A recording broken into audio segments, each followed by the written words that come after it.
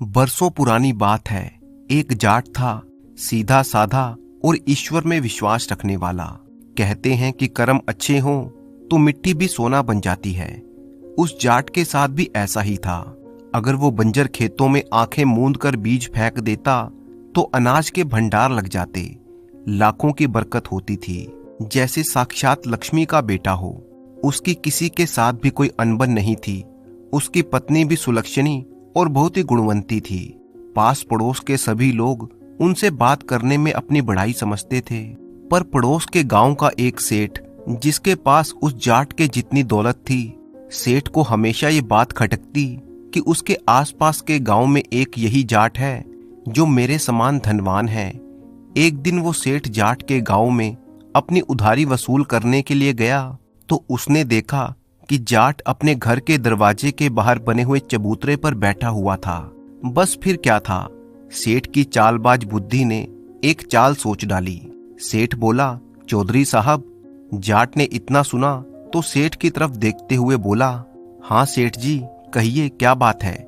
तभी सेठ ने जोर जोर से अपना कान दबाकर चीखना शुरू कर दिया, हाय रे, मैं तो मर गया। जाट उसके नजदीक गया और पूछा, क्या हुआ सेठ जी, कुछ बताओ तो सही, आपको क्या तकलीफ है। तब सेठ ने कहा, चौधरी जरा देखना, मेरे कान के अंदर शायद कोई कीड़ा घुस गया है और अंदर ही अंदर वो मेरे कान में काट रहा है, जिसके कारण मुझे बहुत ही दर्द हो रहा है। जाट जैसे ही उसके कान को पकड़ के देखने लगा तो सेठ फिर से दोबारा जोर जोर से चिल्लाने लगा। उसका चीखना चिल्लाना सुनकर गांव के सभी लोग वहां पर इकट्ठा हो गए। जाट तो बेचारा हैरान था कि आखिर ऐसा क्या हुआ। सेठ ने उन सभी लोगों से कहा, भाइयों, इस जाट ने मेरा कान चुरा लिया है। सेठ की ये बात सुनकर वहां पर खड़े सभी लोग हैरान हो गए। भला कान भी कोई चोरी कर सकता है। उन्होंने सेठ को समझाया कि सेठ जी, आपका कान तो अपनी जगह पर लगा हुआ है, फिर वो चोरी कैसे हो गया। तभी सेठ ने कहा, अरे मूर्खों, तुम लोग इतना भी नहीं जानते, ये तो बस भगवान ने दिखावे के लिए इसकी संरचना की है।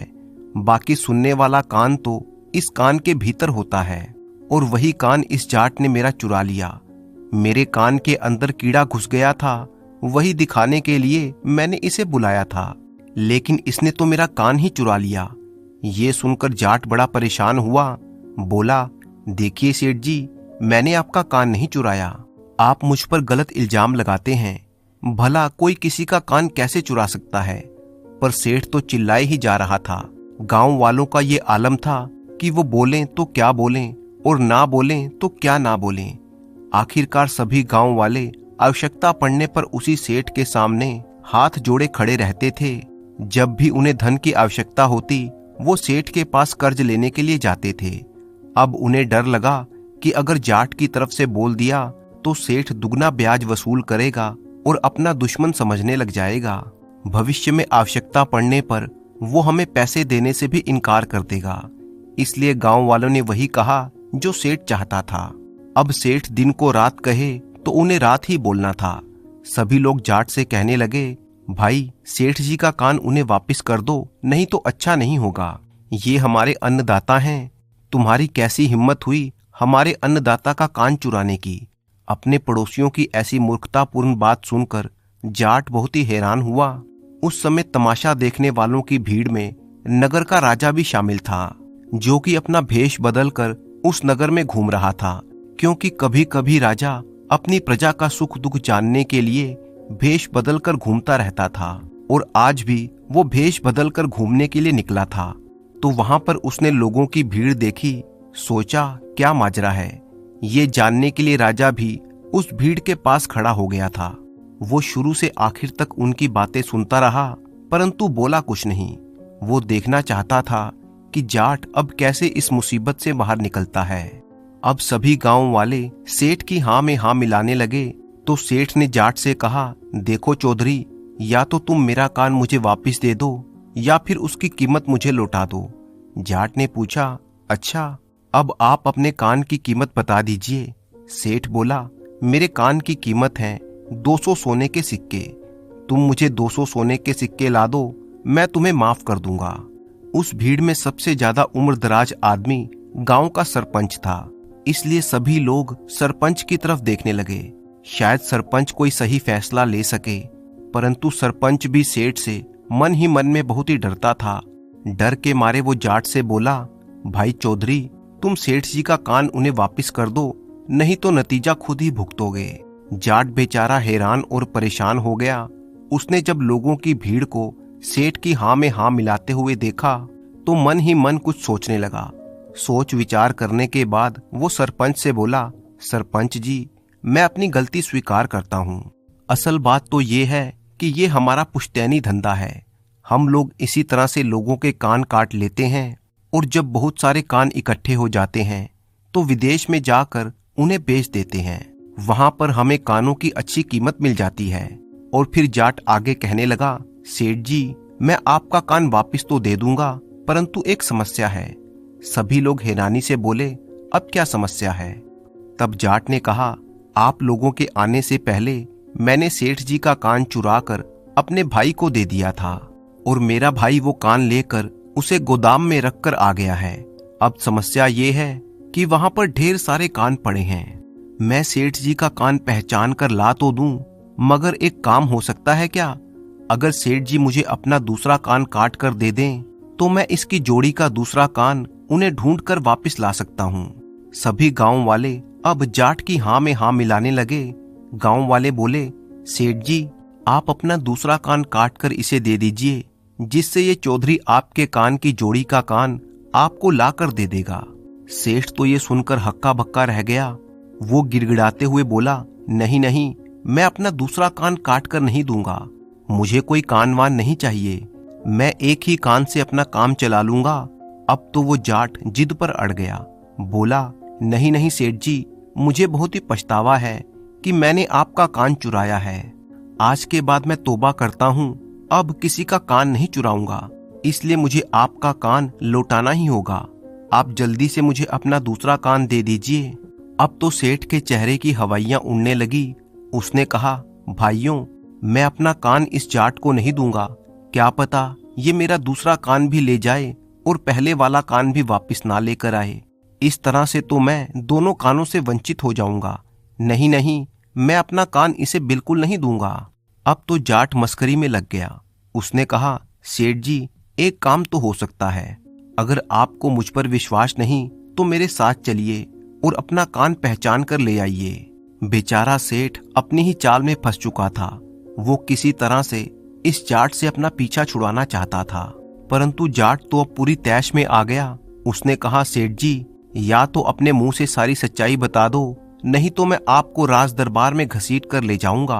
अब सेठ ने हाथ जोड़ते हुए कहा, भाइयों, मुझे नहीं पता था कि जाट से पंगा लेना मुझे इतना भारी पड़ जाएगा। मैं तो बस इसे मजा चखाना चाहता था, क्योंकि मैं इससे ईर्ष्या करता था। इसके पास मुझसे ज्यादा दौलत है, बस यही कारण था कि मैंने इस पर चोरी का झूठा इल्जाम लगा दिया। मैं आज से प्रतिज्ञा करता हूँ कि मैं कभी किसी के साथ ऐसा नहीं करूंगा। इतना कहकर सेठ तो वहां से रफू चक्कर हो गया। वहीं पर खड़ा हुआ राजा सूरजभान भी जाट की इस चतुराई से बहुत ही प्रभावित हुआ। उसके बाद राजा अपने महल में लौट आया। महल में लौटने के बाद उसने मन में विचार किया, क्यों ना इस जाट की बुद्धि की एक बार फिर से परीक्षा ली जाए। ये सोचकर उन्होंने अगले दिन उस जाट को अपने दरबार में बुला लिया। राजा का आदेश पाकर सैनिक जाट को राज दरबार में लेकर हाजिर हो गए। राजा ने दरबार में उस जाट का स्वागत किया और उससे बोले, चौधरी, कल हमने सारी घटना अपनी आंखों से देखी थी जो सेठ और तुम्हारे बीच में हुई थी, इसलिए मैं तुम्हारी चतुराई से बहुत ही प्रभावित हूँ। ये सुनकर जाट हाथ जोड़कर बोला, अन्नदाता, ये तो सब परमेश्वर की कृपा है। तभी राजा बोला, अच्छा, अगर ये परमेश्वर की कृपा है तो तुम्हारी बुद्धि का इसमें कोई हाथ नहीं। जाट बोला, मैंने तो सिर्फ इतना ही कहा कि संसार में जो भी होता है वो सब भगवान की मर्जी से होता है। किसको बुद्धिमान बनाना है और किसको मूर्ख बनाना है, ये तो सब उसी के हाथ में है। राजा जोर से ठहाका लगाते हुए हंसा और बोला, अच्छा, तो तुम ये कहना चाहते हो कि भगवान ने तुम्हें ही सबसे अधिक बुद्धिमान बनाया है? तो फिर मैं भी तुम्हारी बुद्धिमानी को देखना चाहता हूँ। तुम मेरे 3 प्रश्नों का उत्तर दो। मेरा पहला प्रश्न है कि भगवान कहाँ पर रहते हैं। दूसरा प्रश्न है कि भगवान का मुंह किस दिशा में है, और तीसरा प्रश्न ये है कि भगवान करते क्या हैं। जब राजा की ये बात जाट ने सुनी तो जाट चुप होकर खड़ा हो गया। उसको इस तरह से चुप खड़ा देखकर राजा बोला, क्यों चौधरी, अब तुम्हारे पास मेरे इन सवालों के जवाब नहीं हैं? जाट बोला, जवाब तो है अन्नदाता, लेकिन मुझे इसके लिए 2-3 दिन की मोहलत चाहिए। राजा ने कहा, ठीक है, मैं तुम्हें 3 दिन का समय देता हूँ। अगर तुमने 3 दिन के अंदर इस बात का उत्तर नहीं दिया तो तुम्हें जीवन भर के लिए काल कोठरी में डाल दिया जाएगा। राजा की बात सुनकर जाट थोड़ा सा परेशान हुआ और 3 दिन का समय लेकर वो अपने घर की तरफ चल दिया। घर पहुंचने पर वो मायूस होकर अपनी चारपाई पर बैठ गया। उसकी पत्नी ने जब जाट को परेशान देखा तो उसके पास आकर पूछने लगी, क्या हुआ जी, आप इतने परेशान क्यों हैं? पहले तो आपको कभी ऐसे नहीं देखा, आज क्या कारण है जो आपका मुंह उतरा हुआ है? जाट ने जाटनी की तरफ देखा और कहा, अरे भाग्यवान, ये समय मस्ती मखौल करने का नहीं है, बात मेरी जान पर आ बनी है। अब जाटनी भी गंभीर होकर पूछने लगी, आखिर मुझे भी तो बताओ कि क्या बात है। तब जाट ने शुरू से लेकर आखिर तक सारी घटना अपनी पत्नी को बता दी। जाटनी कुछ देर तक सोचती रही, अच्छा इतनी सी बात, ये भी कोई परेशान होने वाली बात है? इसका उत्तर तो मैं आपको चुटकियों में दे सकती हूँ। आप जल्दी से उठकर पहले हाथ मुंह धोकर खाना खा लीजिए, उसके बाद मैं आपके प्रश्नों के उत्तर आपको बताती हूँ। जाट हैरानी से जाटनी की तरफ देखने लगा और मन में सोच रहा था कि अरे, इतने गूढ़ प्रश्नों के उत्तर ये सीधी साधी औरत भला कैसे दे सकती है। परंतु जाट के पास कोई दूसरा चारा भी तो नहीं था। उसने बुझे मन से भोजन किया और अपनी पत्नी से पूछा, अरे भाग्यवान, तुम तो भोली भाली और घर में चूल्हा चौका करने वाली औरत हो, ऐसे रहस्यमय प्रश्नों के उत्तर तुम कैसे दे सकती हो? ये सुनकर जाटनी हंसने लगी और बोली, आपको तो पता है कि मेरी भगवान में कितनी आस्था है। मैंने भगवत कथा में बड़े बड़े संतों और महात्माओं की बातें सुनी हैं। इतना कहकर जाटनी ने जाट के कान में उन प्रश्नों के उत्तर बता दिए। जाट भी अब निश्चिंत होकर सो गया। 2 दिन के बाद वो राजा के दरबार में फिर से पहुंचा। राजा ने जब जाट को देखा तो बड़ी उत्सुकता से पूछा, तो चौधरी, हमारे प्रश्नों के उत्तर ले आए? अब जाट कहने लगा, महाराज, पहली बात तो ये है कि प्रश्न पूछने वाला हमेशा शिष्य होता है और उत्तर हमेशा गुरु देता है। इस नाते से आपका और मेरा रिश्ता गुरु और शिष्य का हुआ। गुरु का स्थान हमेशा ऊंचा होता है और शिष्य का नीचा होता है। तो अब आप सोचिए कि आपको क्या करना चाहिए। राजा मन ही मन जाट की बुद्धिमानी से बहुत ही प्रसन्न हुआ। राजा अपने सिंहासन से उतरा और जाट को वहां पर बिठा दिया। जाट ने सोचा कि अगर मैंने राजा के सवालों के जवाब सीधे सीधे दे दिए तो राजा को शायद संतुष्टि ना हो, इसलिए राजा को प्रमाणित करके दिखाना जरूरी है। ये सोचकर जाट ने राजा से कहा, महाराज, आपका पहला प्रश्न ये था कि भगवान कहाँ पर रहते हैं। इस प्रश्न का उत्तर देने से पहले मैं चाहता हूँ कि आप दरबार में एक गाय को मंगवाइए। राजा ने तुरंत आदेश दिया और जल्दी से जल्दी एक गाय दरबार में पेश हो गई। गाय को देखते हुए जाट ने राजा से पूछा, महाराज, गुस्ताखी माफ हो तो मैं आपसे एक प्रश्न पूछना चाहता हूँ। इस गाय के समस्त शरीर में से दूध कहाँ पर स्थित है? तब राजा बोला, ये भी कोई पूछने वाली बात है? दूध तो हमेशा गाय के थनों में होता है। जाट हंसते हुए बोला, नहीं महाराज, दूध तो इसके पूरे शरीर में फैला हुआ है। थन तो एकमात्र साधन है दूध को बाहर निकालने का। जब हम गाय को दूहते हैं तभी दूध बाहर आता है, नहीं तो दूध सिर्फ थन में नहीं बल्कि गाय के पूरे शरीर में होता है, जो हमें दिखाई नहीं देता और हमें लगता है कि दूध उसके थनों में है। उसी प्रकार ईश्वर भी पूरे संसार में व्याप्त है, जो हमें दिखाई नहीं देता। जिस प्रकार हम गाय का दूध निकालने के लिए गाय को दोते हैं और फिर दूध प्राप्त करते हैं, उसी प्रकार से भगवान का साक्षात्कार करने के लिए हमें भक्ति मार्ग पर चलना होता है, वरना ईश्वर तो इस संसार में हर जगह व्याप्त है। तो बताइए महाराज, आपके पहले प्रश्न का उत्तर आपको मिला या नहीं? राजा ने जाट की वाहवाही की और बोले, सचमुच तुमने बहुत ही अच्छा उत्तर दिया है। अब दूसरे प्रश्न का उत्तर भी बताओ। राजा की बात सुनकर जाट कहने लगा, आपका दूसरा प्रश्न था कि भगवान का मुंह किस दिशा में होता है। इसका उत्तर देने के लिए मुझे एक मोमबत्ती चाहिए। तुरंत ही मोमबत्ती मंगा दी गई।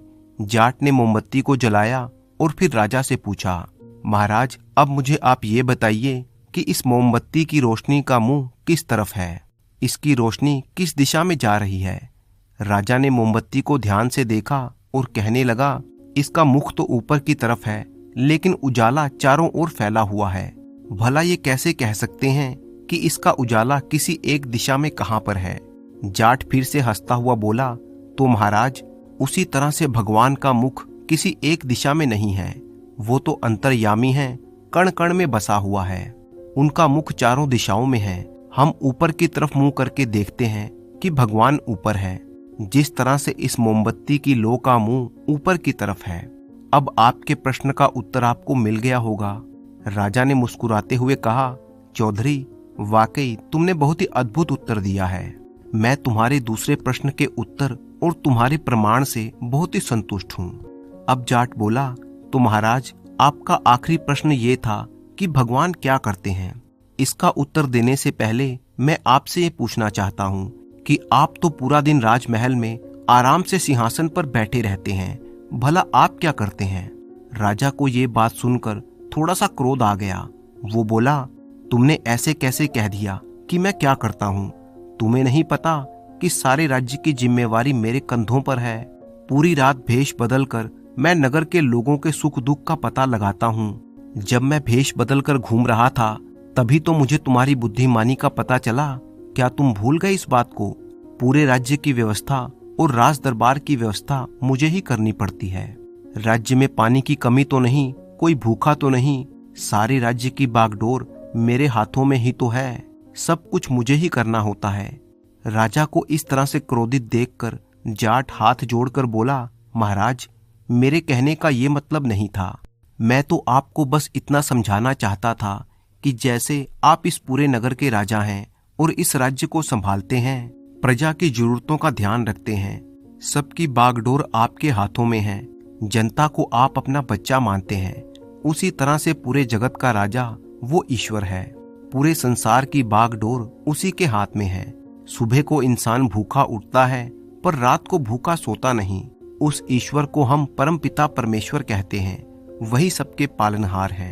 जो एक राजा अपने राज्य के लिए करता है वही ईश्वर पूरे संसार के लिए करता है। तो महाराज ये था आपका तीसरे प्रश्न का उत्तर। उम्मीद करता हूँ कि आपको मेरे सभी उत्तर पसंद आए होंगे। राजा के चेहरे पर प्रसन्नता की झलक साफ दिखाई दे रही थी। उसने तालियां बजाई और कहा, अद्भुत चौधरी, तुम्हारे सारे जवाब बहुत ही अद्भुत थे। और इसके बाद राजा ने जाट को 1000 स्वर्ण मुद्राएं इनाम में दी और उसे अपने दरबार में एक सलाहकार के तौर पर नियुक्त कर लिया। जाट ने कहा, महाराज आपका बहुत बहुत धन्यवाद। आप जब चाहेंगे मैं आपके दरबार में उपस्थित हो जाऊंगा, लेकिन मुझे अपने खेतों की मिट्टी में रमे बिना भूख नहीं लगती। इसलिए मैं आपसे माफी चाहता हूँ कि मैं आपके दरबार में 24 घंटे नहीं रह सकता। राजा ने जाट की बात को मान लिया और उसे इस बात की छूट दी कि जब राजा को उसकी सलाह की आवश्यकता होगी तो उसे दरबार में बुला लिया जाएगा। तो दोस्तों, मुझे पूरी उम्मीद है कि आपको ये कहानी बहुत ही पसंद आई होगी। तो इसी तरह की कहानियां देखने के लिए आप चैनल को सब्सक्राइब कर लीजिए। वीडियो अच्छी लगे तो इसे लाइक कीजिए और अपने अच्छे कमेंट करना बिल्कुल मत भूलिएगा।